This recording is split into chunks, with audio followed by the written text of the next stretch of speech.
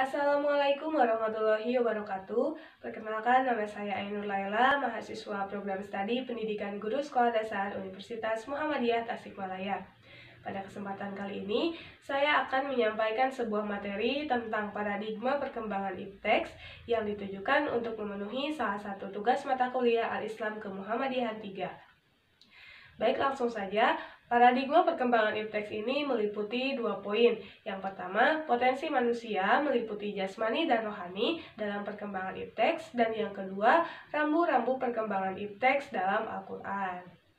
Yang pertama, potensi manusia meliputi jasmani dan rohani dalam perkembangan ipteks. Allah menciptakan manusia dengan akal dan pikiran sebagai bekal untuk hidup di dunia. Melalui akal dan pikiran tersebut, manusia dapat memahami dan menyelidiki elemen-elemen yang terdapat di alam semesta dan memanfaatkannya untuk kesejahteraan mereka. Akal dan pikiran tersebut merupakan kelebihan dan keistimewaan yang diberikan oleh Allah Subhanahu wa Ta'ala kepada manusia. Dengan demikian, dalam pengembangan ilmu pengetahuan dan teknologi, dengan memanfaatkan alam yang ditundukkan oleh Allah untuk manusia, manusia hendaknya memahami konsep dan tugasnya sebagai khalifah di muka bumi. Manusia jangan sampai ditundukkan oleh alam dengan nilai-nilai materialistik dan keserakahan, karena sesungguhnya hal itu melanggar kodrat manusia yang diberikan oleh Allah. Untuk itu, Allah menganugerahkan potensi-potensi kepada manusia yang dapat dikembangkan dalam proses pendidikan. Menurut Jalaluddin, ada 3 potensi yang dimiliki manusia. Yang pertama ruh, jasmani, dan rohani. Yang pertama ruh. Ruh ini berisikan potensi manusia untuk bertauhid, yang merupakan kecenderungan untuk mengabdikan diri, untuk mendekatkan diri kepada Sang Pencipta, yaitu Allah Subhanahu wa Ta'ala. Yang kedua yaitu jasmani. Jasmani ini mencakup konstitusi biokimia yang secara materi teramu di dalam tubuh.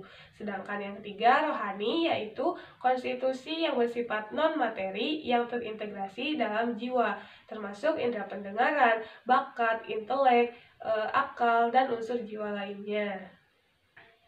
Sedangkan menurut Imam Al-Ghazali bahwa manusia itu memiliki 4 potensi. Yang pertama, kolbu atau hati. Hati merupakan suatu unsur yang bersifat halus, berasal dari alam ketuhanan, berfungsi untuk merasa, mengenal, mengetahui, diberi beban, disiksa, dicaci, dan sebagainya. Pada hakikatnya, hati itu tidak bisa diketahui. Yang kedua yaitu ruh. Ruh itu sesuatu yang bersifat halus, berfungsi untuk mengetahui tentang sesuatu dan merasa. Ruh juga mempunyai kekuatan, namun pada hakikatnya sama, yaitu tidak bisa diketahui. Yang ketiga yaitu nafsu atau diri sendiri, nafs ya, yaitu kekuatan yang menghimpun sifat-sifat tercela pada manusia. Yang terakhir atau yang keempat yaitu aklu atau akal, yaitu pengetahuan tentang segala hakikat keadaan. Maka akal itu ibarat sifat-sifat ilmu yang tempatnya di hati.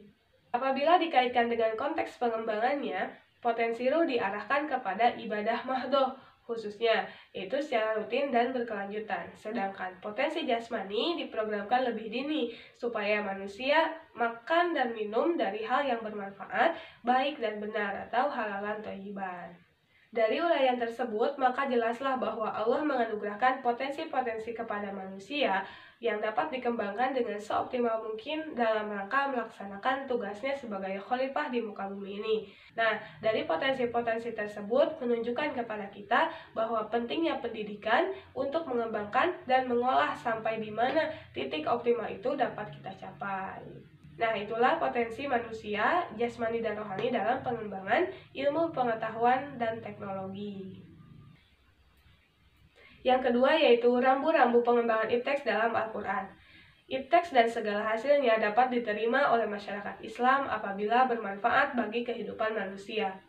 Namun, jika hasil ipteks dapat melalaikan seseorang dari zikir, tafakur, serta mengarahkan kepada rusaknya nilai-nilai kemanusiaan, maka bukan hasil teknologinya yang ditolak, tetapi manusianya yang harus diperingatkan dan diarahkan dalam menggunakan teknologi. Dalam perspektif Islam, ilmu pengetahuan, teknologi, dan seni merupakan pengembangan potensi manusia yang diberikan oleh Allah Subhanahu wa Ta'ala, yaitu akal dan pikiran.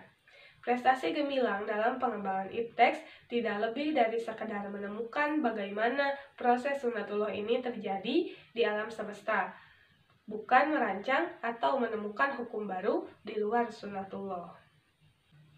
Seharusnya temuan-temuan baru di bidang ipteks membuat manusia semakin mendekatkan diri kepada Allah, bukan semakin angkuh atau menyombongkan diri. Sumber pengembangan ipteks dalam Islam adalah wahyu Allah. Ipteks yang islami yaitu selalu mengutamakan dan mengedepankan kepentingan orang lain dan kemaslahatan bagi umat manusia. Untuk itu, ipteks dalam pandangan Islam tidak bebas nilai. Adapun integrasi antara ipteks, iman, dan amal yaitu sangat erat kaitannya. Islam adalah agama yang sempurna. Kesempurnaannya tergambar dari inti ajarannya. Ada 3 inti ajaran Islam, yaitu iman, Islam, dan ihsan. Ketiga inti ajaran tersebut terintegrasi dalam sistem ajaran yang disebut Dinul Islam. Ipteks yang dikembangkan di atas nilai ilmu dan iman akan menghasilkan amal soleh. Selanjutnya, perbuatan baik tidak akan dinilai amal soleh apabila perbuatan baik tersebut tidak dibangun atas nilai iman dan ilmu yang benar.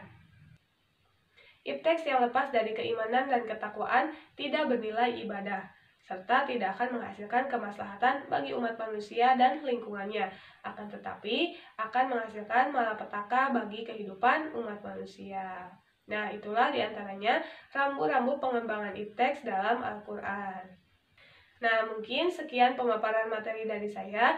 Mohon maaf apabila banyak kekurangan. Terima kasih atas perhatiannya. Wassalamualaikum warahmatullahi wabarakatuh.